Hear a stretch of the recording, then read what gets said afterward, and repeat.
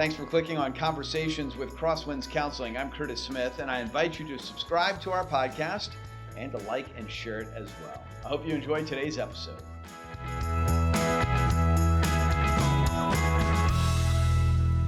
Hi, everyone, and welcome to Conversations with Crosswinds Counseling. I'm Curtis Smith, the host of this podcast. We speak every week with a counselor from Crosswinds Counseling, and today, Esther Awoyinka is with us. Yes. Elaine, thanks for being here. Thank you for having me. Talking today about children, and especially emotionally charged and needy children that have come in for counseling. And Elaine, it's a population that you work with a lot. Correct. Tell me about the kids that you're seeing these days.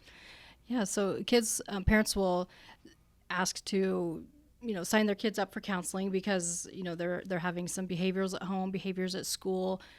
They just can't seem to regulate, the kids can't seem to regulate their emotions. And so parents are stressed out because maybe they don't seem they can connect with the child, or they feel like their discipline tactics aren't working. And so the parents will say, hey, help my child.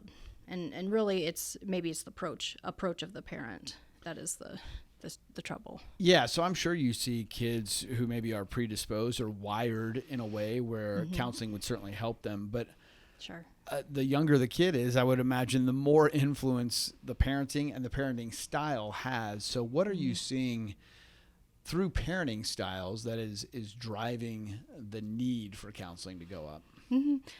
So children can be, they're bright, intuitive. They can seem maybe ahead of their milestones, and parents are like, well, what's wrong? But when it comes to being overwhelmed or being highly sensitive, the parents have trouble being able to help that child regulate their emotions. And so they maybe cry too easily, or they get upset with a seemingly routine activity that gets messed up.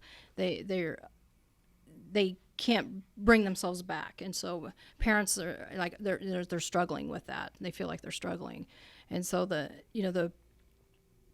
lot of the behaviors, like I mentioned, but maybe they're overly sensitive, and parents, they're confused, they're frustrated, and it really affects how they parent, their discipline style. So when you work with these families, how much of it is working with the child versus working with the parent, and how do you strike that balance? Sure. It's a little bit of both. I mean, children still are learning their emotions at this age. They're maybe 4, 5, 6, and even older than that. They're still learning how to express their emotions. Sometimes it comes out behaviorally, hitting, kicking, crying, like I mentioned. But then also parents, they're coming in, they're at a loss because they see, that parent over there they have it all together, or that parent over there, they don't have any trouble with their children, and so they're feeling stressed and overwhelmed. And so a lot of times it's teaching the child emotions, but also teaching the parents how to teach their child how to regulate their emotions as well. That comparison factor has probably gotten so much worse with social media and the way you can connect, and not only the way you connect with other people, but you see kind of the highlights of their life. So it always looks like somebody else has it together because no one else ever shows you the junk, the mess of their life, right? Right. That's got to be such a stressor for parents these days. It is a stressor. It definitely is. And, especially when, your child is your everything, and you want the best for them, and then if they can't seem to get it together, if you will, if the parent feels like it's bad parenting, I've done something wrong, I'm not caring for my child the way that I should, and it can be definitely be stressful for the parents. Yeah. Let's talk about some tips for anyone watching the podcast today who's in this boat thinking, I've got a kid who it's not going all that well. They need counseling. Maybe I need counseling. And maybe let's focus in two different areas. So first, tips for kids. So anybody who's watching out there, some tips for kids. Maybe the kids are old enough to pick up on these themselves, or maybe this is something that the parent can institute for the kids. But for children, what are some tips to get through this kind of work? So utilize their coping skills. I know that might be hard for a child to understand. What do we mean, a coping skill? Well, a coping skill is to use your words. Parents will teach them how to use, and counselors, if they are seeing a counselor, use your words. Talk about how you're feeling. Be able to express themselves in a way that, I need to go to my bedroom or something. I need to escape from this. Or I need a hug. So being able to talk about what helps them, that's especially helpful for the children. And as for the parents, they, discipline. That's one thing. There's a lot of times, a certain type of discipline style is going to help that child. Well, sometimes the discipline may be different than the next child that you have, or the other child, or what the neighbor is doing. Just being intuitive to what the child needs.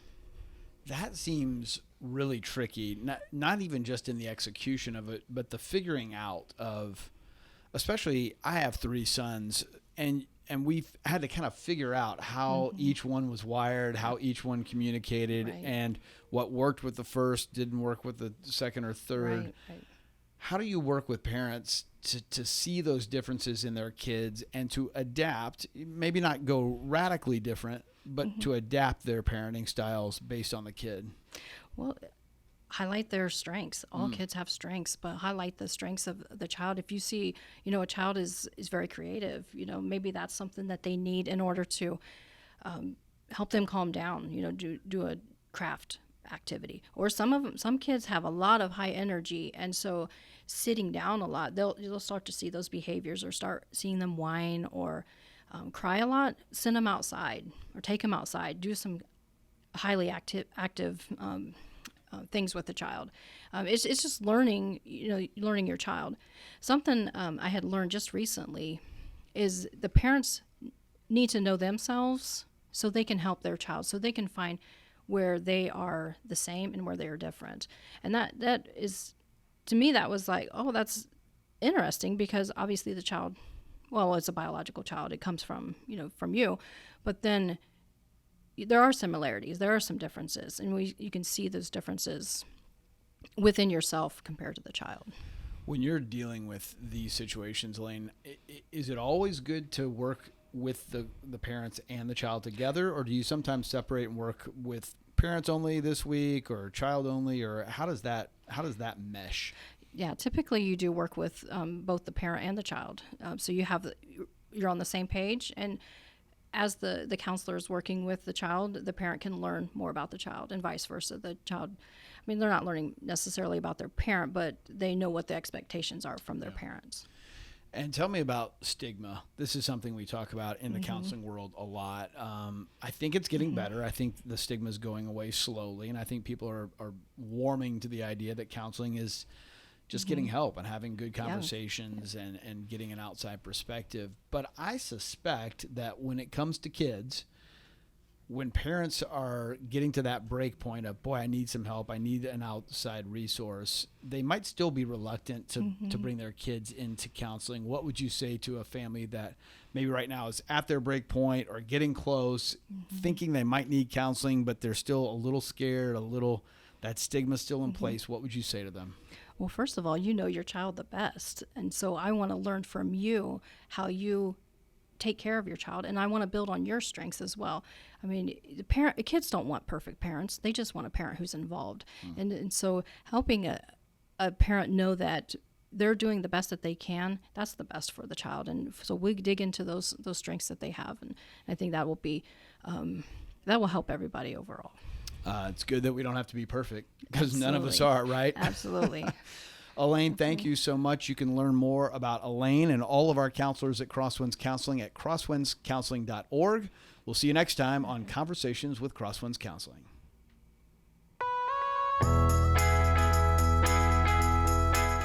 Thanks for watching Conversations with Crosswinds Counseling today. I hope it was helpful for you. Don't forget to subscribe so that you don't miss an episode. Like and share it as well. We appreciate that and hope you have a great day.